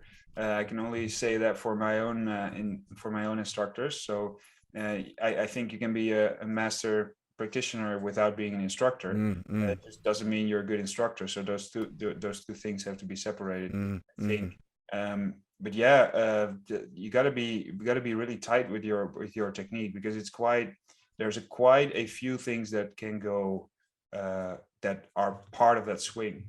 So when actually in the last weekend in the instructor course, we talked about common errors, which is like this big, there's so many things that are the particular things that can go wrong in a swing, in which you can actually spot and see where somebody is missing in alignment or missing in hip drive. But eventually a good swing, you use the whole body. I always give the example of a punch. If somebody would punch you with static shoulders and just press forward with the arm, there are coaches with the Mace that teach a good 360 should be only using the arms. And I'm like, okay, that is definitely not what I'm teaching, because I simulate the idea of actually pulling someone over the shoulder. So you try to exert as much force into that movement. So you're able to, move the biggest load that you're able to move. So in my workshop, I sometimes get people that only have swung 8 kilograms go on the same day to 20 kilograms. Wow. Just because I learned them how to connect from the feet up to the arms. So in that way, using the body, it's very minute, but the hips are very important, just like with boxing. And so if you learn how to connect those things together and learn how to translate, the swing to the anchor point, which you're eventually building towards, then you get really powerful with your technique. And then you are able to make it look like it weighs nothing. But to someone who does not swing and they try it, they will never be able to. So Same with kettlebells. Wow. See, that's also interesting because that's why I'm gravitating towards this, man. It's just as a small notice. I'm just realizing how much I'm, because people asked me earlier, maybe a couple of months ago, like, hey, what about maces? And I'm like, well, I just do some behind the back stuff. But the more the affinity towards maces, clubbells a little bit, but maces, this type of, I get the same kind of vibes from the mace that I get with the kettlebell, and now I'm realizing, wow, I want to get more into it because they're so related. It's like you're saying, hey, make somebody swing a 20 kg mace look easy. Same with a 24 or 28 kg kettlebell. When you clean it and snatch it, somebody never did it. It's like, oh, that's impossible. 20 kilogram mace, more, I'd say double the weight comparatively. Wow. Yeah, 20 kilogram mace is definitely a 40 kilogram snatch. Yeah. Wow. But yeah, man, I gotta get into this, man. So fascinating stuff. It is very fascinating. It is, and it's an endless. I just feel so grateful, and so yeah. I'm so happy to just to notice that, like, I'm able to open this up and to really to discover this. Like I've just stopped after like 3 years ago. Maybe 2.5. I just stopped watching like the other people because I noticed it was moving away from what I thought that the mace was really about, and that focus it was so valuable to me because I just know that all the things that I'm like coming up with, or at least that I'm finding and figuring out through my coaching, through my creative work, is just it's coming from this endless focus, and it's just you're zoning in, right? And I'm just so grateful that I'm able to discover this and also see the results. I just see people, like I mentioned, at the work, the 20 kilogram mace. I'm like, that's what's up. That's what's up. Yeah, somebody to do that in one day. I'm like, something is clicking here. I'm starting to figure out the massive, because it's one of the most complex workout tools that you can use. And that's what I find so fascinating about it, because I'm just so into skill. I'm so into learning all these minute details that it's just, for me, it's like this, it's just amazing for me to dive so deep into it because I just love doing that. And one thing that I really love about the mace is it takes you on a different plane of motion. It's when you're used to kettlebells, unless you're doing windmills or bench presses, you're most of the time just moving, not just, but you're moving in one particular plane or maybe two. But what I love about the mace is this behind your back and in front of you, it challenges your body to an extent that is not as common. So that's why I see so much value in digging deeper into the mace. And one question that I have is pertaining to the mace on where it stands. And what do you think? I mean, kettlebells got a huge boost in 2020. So the popularity is growing every year. So this thing keeps growing. Where do you see the mace in terms of popularity? Yeah, I would say I'm getting more interest, definitely, compared to when I started. Because when I started, it was like, started with my group training sessions, like I mentioned at the beginning. And I was just, people were just coming for a workout. They were not coming specifically to learn about the tool. So I just gave them that thing in their hands. And for some people, it was like, I got to learn this skill. I'm like, I just want to work out. I just want to do like humpity bumpity squats and humpity bumpity squats. Let's go. I don't know, but just they came for the moment you start to engage them in skill development. They're like, no, I want to be able to work out. I just want to train. Yeah. I just don't want to think. I just want to train. And you know what? To a certain extent, I do understand his mindset. Some people are just so bogged down from their daily life, and I have some of these clients. They come in, they're like, listen, low tech, man. Yeah. Just some pushing, pulling off the prowler, just some pressing and pulling and walking, and that's fine. That's fine, right? Yeah.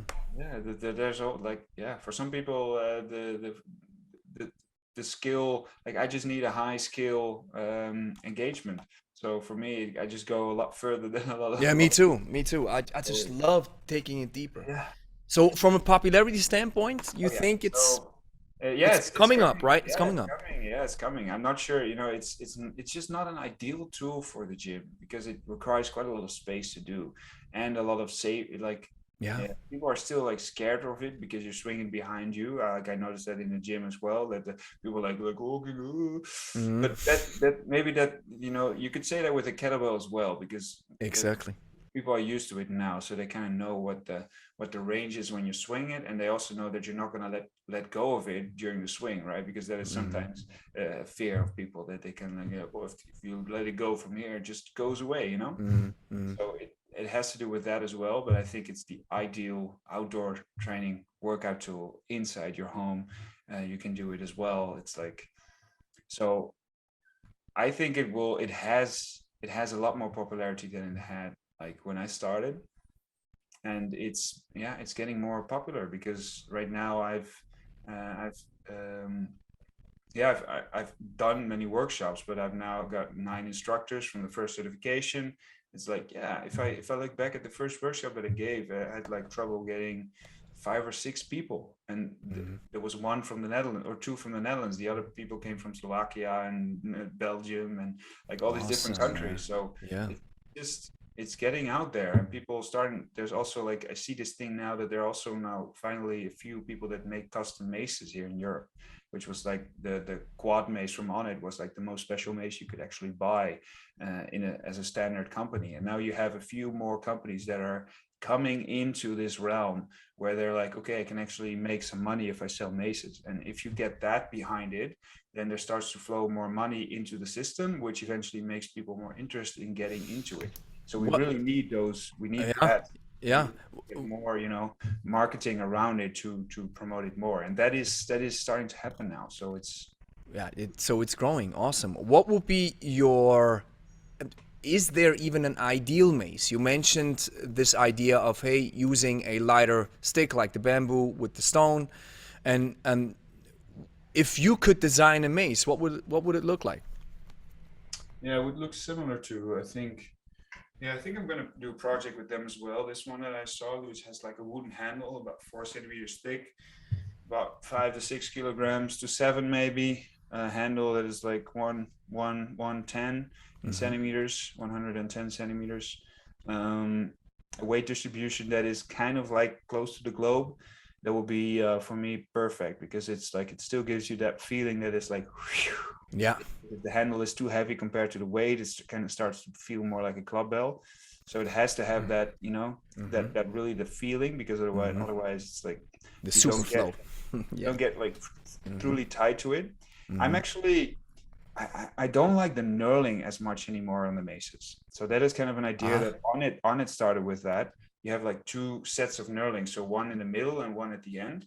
Yeah. So they would kind Yeah. of do presses with it, but Yeah. I've never seen people use that second knurling. So it's only been used as kind of when you switch, it makes this sound, but it's kind of, It's yeah. yeah, but you cannot actually do techniques where you pull something over your shirt. So the knurling actually is in the way of some of the corrective exercises that I would teach Ha. as well for some swings. So I would actually suggest a knurling free mace, if you want to learn like everything that is possible with a mace. And But see, that's so important that people have to listen, because this is inside knowledge from people who are experienced with the tool in question, and it's a similar experience that I see with a competition kettlebell, where if you would ask me the ballistic elements, the ballistic movements, the swing, the clean, the snatch, and I also consider the jerk as a ballistic exercise to a certain extent, then the feeling with a competition kettlebell, with a hollow core especially, I call it the superflow now, putting my marketing gig on it. super flow. Yeah, superflow, because the flow is super. It is superior to the other types of kettlebells when you get used to it. So it's similar to what you were saying. Hey, listen, knurling probably doesn't make sense. You don't need it. Let's use a handle that is light with a weight displacement that is towards the end to get that awesome swoosh effect when you're swinging it. So that's the stuff that you don't know when you're not working with the tool.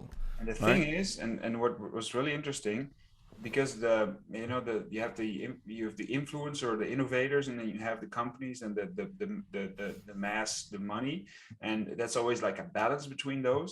And what basically happens is everybody, all the companies just copied the thing that like on its mace that comes from China. They just asked, they called China, it's like, hey, can we have the same mace? But the people that hello there, can we have the same mace? Yeah, the same, exactly, yeah, but our brand on it. Yeah, exactly the same. Yeah, no problem. Yeah, because Yeah. those companies, they're interested in trying to sell as many maces, so they're like, oh, we got to have the most popular mace. So it's actually a risk to deviate from that. So that's where me or we as influencers can actually help with those companies. But I'd love to be more, diving deep into that with them. But the thing is that, yeah, they just copy it, but they actually don't know much about it. So if you look at most companies that sell it, they don't swing themselves, so they're like they're copying what is done, and then Yeah, they and just what's popular and yeah, what influential figures are pushing. It's like, oh, okay, that makes sense. So that is definitely true. let's And produce it, mass produce it, mass production. Yeah, you're so most definitely after right. the first creation, there's not much thought around it anymore, which is yeah. See, and that's one of the reasons why when I've ordered these kettlebells now from we also found a manufacturing plant in China, which I love the quality. We still have to give it some time to see how the paint fades off All when you right. work with them to a certain extent. But we also have some great chemical solutions to clean the kettlebells, which I got from Angie's dad. Just great materials to keep the bells in shape and looking good. But I just thought about it. And I'm like, why would I ever? Because now we want to sell them because we have people who are interested in buying these. I'm like, let's just stick to this one niche, this one product, because I believe that works best. But as Rogue or as, I don't know, big companies, they're like, hey, listen, we're gonna do mass production on everything, and when we see what works, and then we have these couple of maces lying around, well, who cares? Let's just focus on what works, right? So that's where I see some potential when people like you and me take our insight knowledge into our own hands, mass producing to a certain extent. Of course, we don't have the same means like a big company, but producing the stuff on our own, and then people can buy the stuff directly from us, understanding that, hey, I'm getting the stuff, the kettlebell or the mace directly from the influencer. It used to be back, like you're saying, the influential person and then the manufacturer. But now, thanks to the internet and thanks to the possibility that we have, I'm now ordering 1.5 tons of kettlebells. That's not a lot. It used to be a couple of years ago, like MOQ, minimum order quantity, was like 5 tons or 10 tons. But now the Chinese or maybe the suppliers realized, hey, there's a lot of small fish. So why not produce for them as well and then get another stream of revenue? Yeah. So yeah, do it by yourself, man. I could definitely dive more into that, but I've kind of like, I'm now focused on being an educator and an inspirator for Yeah. this. Yeah. So yeah, I'd love to promote other people, and just like t-shirts, I've got a few great designs, like you saw. Yeah, like this one. Yeah, like, oh, This is so awesome. yeah, I still gotta find, like I'm not gonna ship them from my own home because I'm very I'm very busy creating courses and creative flow, and I'm trying to focus on what I'm actually good at. So shipping is not something that I want to spend too much time on that. So And let me just interrupt real quick. Same here. yeah. But at the end of the day, I see there's potential. We have over 100 people on the list who are interested in buying these. Yeah. So I'm like, well, there's potential. Why not somehow manage it? Yeah. Maybe somebody has to do the packing and whatever have you. And it's funny that you're mentioning this because I had the same thought. I was like, no, I want to focus on this core thing. But being an entrepreneur, if you see potential to a certain extent, you maybe have to consider it like, hey, you know what? Let's jump into it. I've got this wooden mace here. I'm not sure if you can see it on the guitar stand. Yeah. And that's actually a design that I made with somebody, and it's like the best wooden swing mace that is, yeah.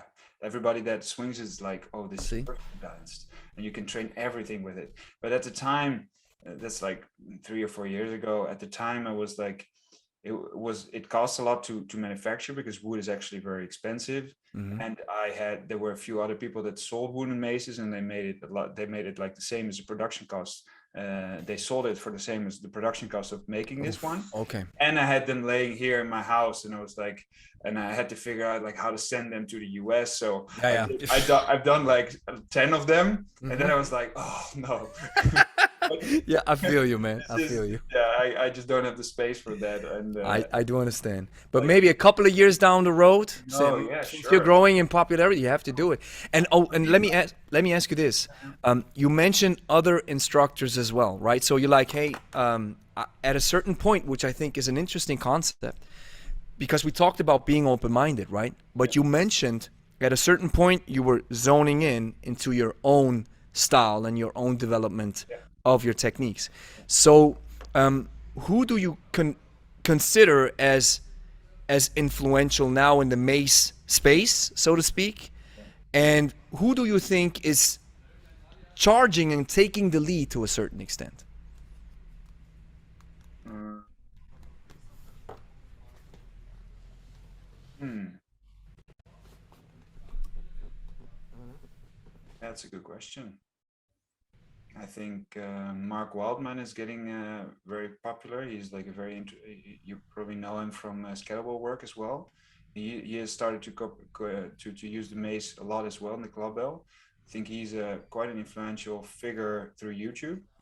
Um, And one how do you consider his skill as a mace master yourself? He What doesn't. do He you think doesn't. about it? Yeah, he doesn't show. Didn't watch too many of his technical videos because, like, I kind of not do that anymore because it kind of like it messes me up because I have such a complex system that if I see people like going there and I'm like, no, it should actually go there, and it just I now see where now you're coming from. I see where you're coming from. now I've fixed it, so I've like I know it's boom boom rock solid, so All I right. know I can open myself up to that again and just realize, hey, this is a different approach. But at the time I was like, it just confuses me, and it kind of gotten me away from where I was wanted to go towards. But I would not recommend that for everybody because it's kind of a dangerous journey because how do you know if you can get to that right place? So I had faith that I would get there, and I think I've gotten there. But yeah, he doesn't post so much where he actually trains himself. So I've seen a few things, and he also now started to do the two-handed stuff. So that's very very difficult as well. So I think his skill-wise, he's very good. He's really solid at the basics. So I'm assuming that he's a great coach. Then you have, of course, Leo Savage leading with From on it, right? yeah, well, yeah, from Steel Mace Flow as well. Like his company is Steel Mace Flow is influential, and he's been influential for me as well, especially at the beginning. So he's not with on it anymore. I Leo think, Savage. yeah, I think he is, but he has his own company. His own. He's Yeah, doing his own thing. he's part of the team, so he's like one of the the promo people for On It. That is like the promo for their maces as well. Um, yeah, he's been very influential and also very creative force behind exploring and opening up this world of what's possible with the mace. And would be really, he got a lot of pushback from the more traditional side of things with the mace as well when they started to open it up. I think Eric Maland with Viking Ninja is he was the master coach of On It. Never actually met him, but it'd be fun to talk to him someday. And he's he's on his way. He's now with TagFit as well, so it's a proper, it's a good system. It's a solid system. It's a different approach than I have, but it works. I've heard it from other people as well. And then there's Rick Brown, of course, Mr. Mace Man. Yeah. He teaches a certification. He's been in the game for 15 years now, I think, almost. So one of the first ones who actually taught it and still going on. So it's like, is he technically the best one? Maybe not, but he is someone that you want to have a workshop from because he's like everybody knows Mr. Mace, man. So you gotta have, you gotta go to his teachings one day, because he's the man. And Powerful force. So if you're really into the Mace, you gotta go to the people that are doing it, right? That are making it happen. so it's interesting to see you. Mr. Maceman is the only person that I know who's a little bit in the older age range, right? He's a little bit older. Yeah. Oh, by the way, I forgot one more person. Yeah. Walteras Wokowinski.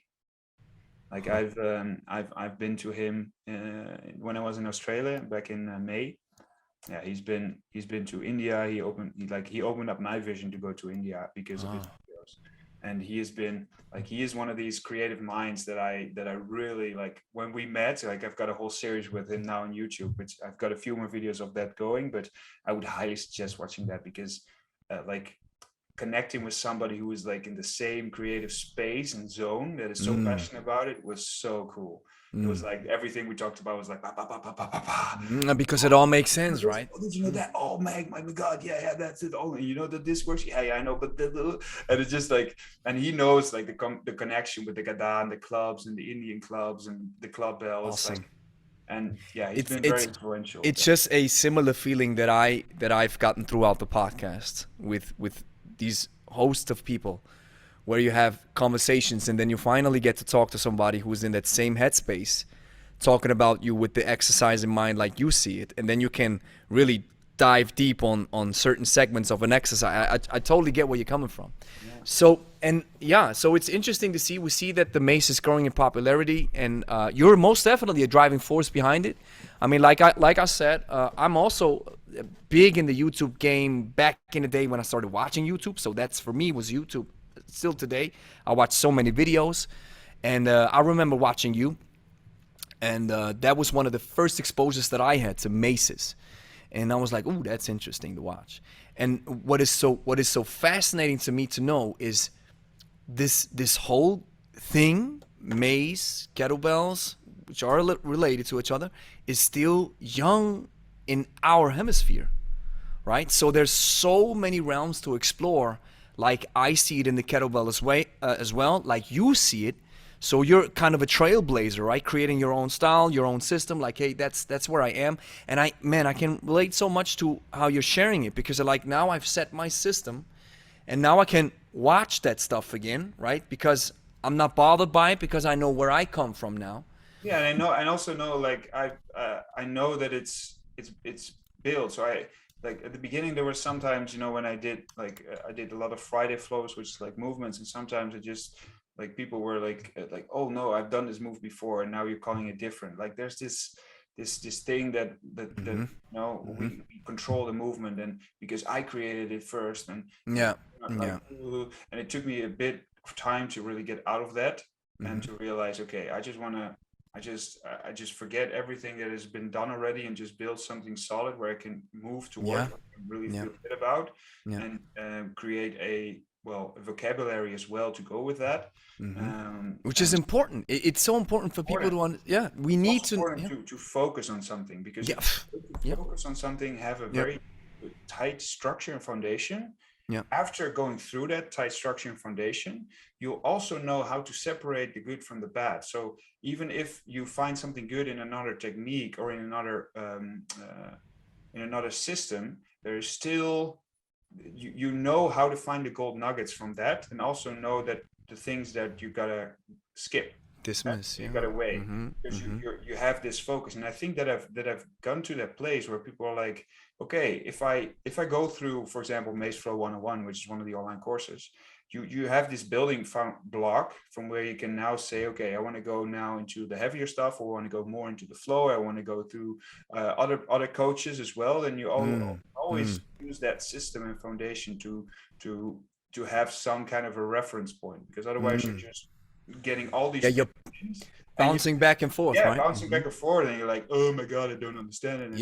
And what's good, what's bad, and let me just ask you two questions as a finish. The first one that I have is, are there can you do it wrong? I mean, of course, if you hurt yourself and yeah, of course you can do it wrong. But you know, in the kettlebell world, I have stepped a little bit away from saying this is you're supposed to do a swing like this, comrade, or you're supposed to do it like the. I've detoured from this. I also came up with some kind of a hybrid swing that I call it, because I don't see this type of application nowhere, not in the hardstyle and not in the sport world. So I'm kind of like bridging the gap to a certain extent. But I also, thanks to the experience that I have with our clients, everybody swings they're same, different, right? Depends on your anthropometrics. How long is your arm? How long is your torso? How well is your kinesthetic sense? But hey, so I went a little bit away from saying there's a wrong way to swing. There is, to a certain extent, if you only use your hands and your arms instead of using the pendulum with your hips and the hinge, yes. But aside from that, I've stepped a little bit away. So my question to you now is, do you see certain patterns where you say, this is completely wrong? This is not what you're supposed to do? Or do you have this kind of like bird's eye approach like you mentioned before? Well, there's probably some truth in any exercise or any execution of the exercise. Yeah, so I've got quite a few things that I use in my instructor course as well that that are like guiding lines for coaches to spot. Guiding lines, like that. Because it's literally, it can be a guiding line, because if your line of the momentum is off, so if it's swing towards your body, or if the preparation is off in your swing and you're not balancing the weight distribution correctly of the body, and then at the same time not aiming correctly, then there's guarantee that the swing will not be as efficient as it can be. Now, is your goal to have an efficient swing? It's a good question. Do you want to make your 4 kilograms feel like 10? You can do it. You can do a 360 and do it as slow as you can without having any momentum. I would say then it's better to probably do a tricep extension, because it's safer, because it's like, not all the ranges of motion that your shoulder gets into are like designed to have this full power motion through it. So I'm not completely, it can be done. It's just, okay, how do you get your mace and your swing as efficient as possible so that you're able to apply it to a heavier weight as well? And if your swing for your 20 kilogram mace is the same as your 4, then I think you've built a good foundation in your swing. Because a 4 kilogram, you can swing in many ways. You can swing it very slowly, or you can swing it statically, only using your hands and your arms. But the moment you go up in weight, you won't get that. So if you do a snatch with 4 kilogram kettlebell, right? It's a competition kettlebell, and you lift it up, but you're like, whoop, the last part, you're like, flip it, and just let it flop and let it sit, and you go up a little bit in slow motion. Sure, you can do a kettlebell snatch like that, but would you call that efficient swing?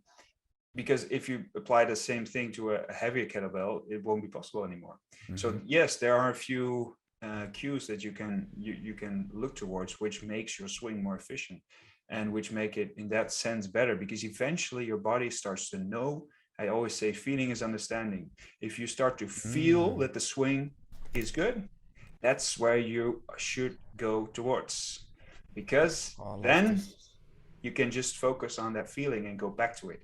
And then your head, your mind can just like go away. Yeah. Like, oh, I gotta press this way, I gotta like aim towards that, and gotta get my hands down, like all these technical things you don't have to think about, because you know exactly what feels best, and what feels best is most efficient.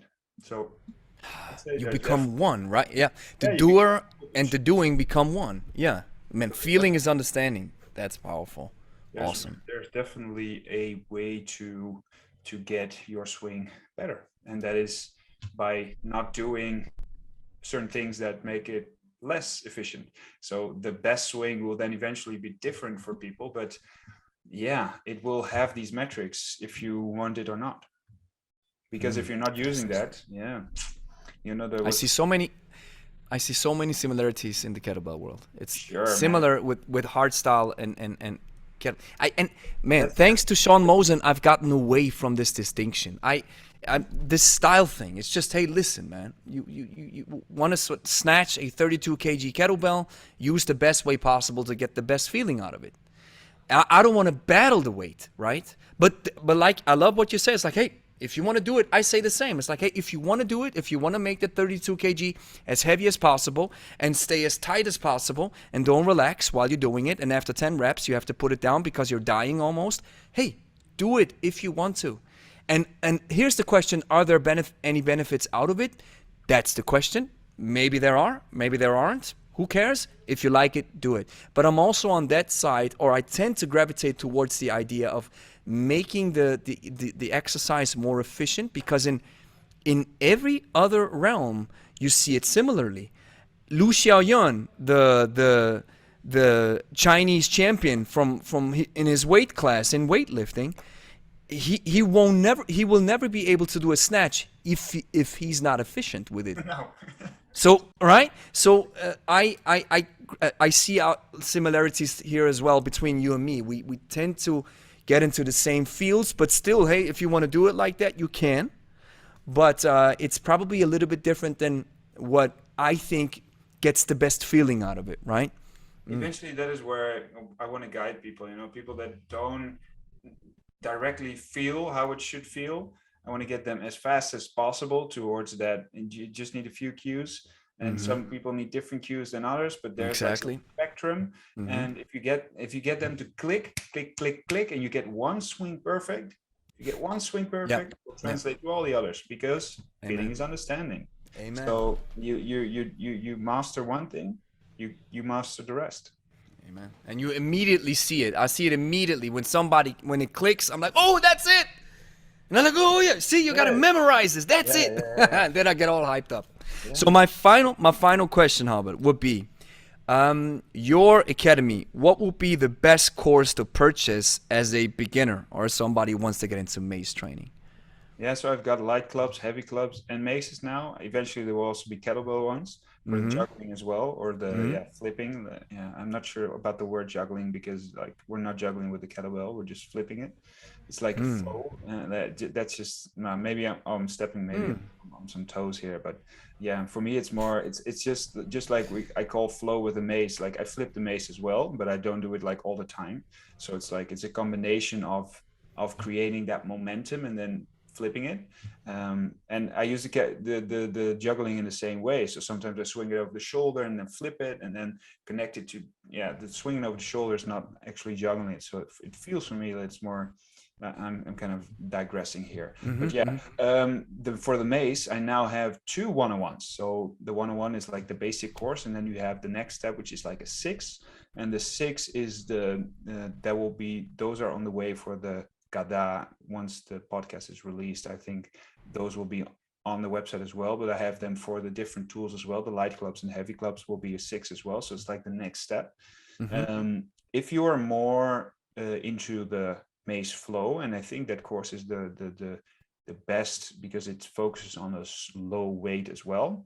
The Mace Flow 101 is the best to go. Then I also have the Gada Mace 101, which is more aimed towards, okay, I want to learn more the traditional way. I want to learn how to swing on tempo. I want to learn how to swing with a knurling-free mace, which is longer, possibly, which makes it more difficult to swing in front. Just a more. Then I have also got Gada Mace 101, and that course is also starts way from the beginning, so all the foundations, and that will teach you a very different approach on the Mace, which I really like. That just the difference between those two will give you many ways to train with the Mace in a different way, which eventually goes back to the same core of it. Awesome. So it's Mace 101, then you have Mace Flow 101, so and Gada Mace Flow 101 and Gada Mace 101. Okay, so it's these two, right? Okay, awesome. Yeah, man. And the 6 would be great after that to learn to dive deeper into more exercises and really start to open up, learning how to get more time with it through actual workouts, so 3 a week. And then eventually I also got the Mace Masterclass series, which is like that is the Pandora's box, the creative. Like if you want to go really deep, there's no better way than to go through the Masterclass series. Okay. So like, listen, if somebody's interested, just start with the Mace Flow, understanding the basics, Mace Flow 101. Gada Mace, if you want to use this different type of mace that you've subscribed and with the longer handle, right? Yeah, you want to learn how to swing heavier maces. And heavier maces, okay. And then the Mace Masterclass if you want to take it really to a deep level, right? That's where the creativity and also the yeah, really the push for you to also start become creative with the tools that I'm teaching there. Awesome. Yeah. Awesome. Yeah, man, this is And then, fascinating stuff, Harbert. I really, man, I really enjoyed the conversation. I see where you come from. I see a lot of similarities between me and you. And it's so funny that you were mentioning maybe I'm stepping on somebody's toes. You know, at a certain extent, I think it's just the rule of being an innovator, or just the path that is designed if you want to innovate stuff. If you're like, listen, I love this tool, I can't get enough of it, let me explore a little bit further. So it might be that along those lines that I wouldn't even say you're stepping on toes, because I don't have this scarcity mentality. I love how you mentioned this. I have this abundance mentality as well. So I was like, this is just a different style. yeah. But at the end of the day, we can maybe say, well, this style makes more sense or is more efficient. This brings better results. This one's a little bit less. But hey, whatever floats your boat, you just use it. But at the end of the day, and that's something that I wanted to learn, because I've had conversations with people who really challenged my thinking on kettlebells, where I'm like, hey, listen, if you have anything not bad, but if you have a critical point about kettlebells and you come with an informed perspective, I want to hear it. I want to hear it because I want to learn more about the tool, and I don't want to get emotionally attached to it. I just want to learn. I'm on a quest for truth. And sometimes maybe truth hurts to a certain extent, and it's like, okay, I have to realize this is maybe not what I thought it is. So yeah, whatever have you. Well, I'm more like a golden retriever, so I just don't like other people not liking me for what I say. So that's A golden retriever. I'm a pit maybe bull, man. I maybe look like I maybe look from the outside like a very dangerous Viking who would be able You're a to Viking, argue man. on the You got battlefield it. as well, which would possibly be true. But Yes. when you Yes. meet me in person, I'm like, give me a big hug. I'm a golden retriever. You gotta channel your inner Viking and walk around like, I use this as my territory now. I just start like